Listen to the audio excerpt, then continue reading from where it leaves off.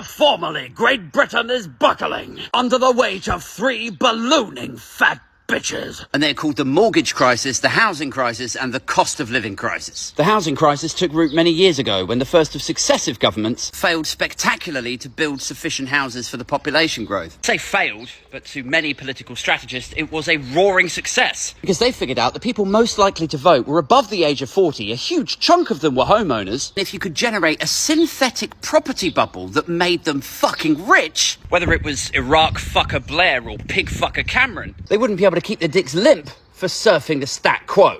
And so your homeowners then, 40 years old, who are now, 60, 70-year-olds, they made fuck tons of money, while the prospect of home ownership disappeared from your periphery, and now you're in a situation where even private rental kind of seems out of reach. But it's not all doom and gloom housing crisis. It's also doom and gloom mortgage crisis. Because those who did buck the trend, or did manage to get on the ladder through either a fat inheritance check or misinterpreting not going out and not having a holiday for 10 years as something close to character building or sacrifice. Those sort of people who big themselves up, they're like, hey, it weren't easy for me, but somehow I did it. Somehow I managed to get on the ladder. I didn't have a holiday for 10 years. Didn't even have a break. The only break I had was a very brief piss break in my 37-hour days that I was doing. And, somehow I managed to get on the ladder through selling most of my internal organs and 2 out of 3 children onto the black market.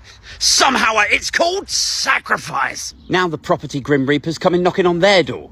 Like, rat-a-tat-tat, motherfucker. But no, this is my house. I bought it. And he's like, nah, that's not how this works. Here's what happened, right? The bank fronted some money so you could purchase the house, right? But it's a gamble. It's a bet between you.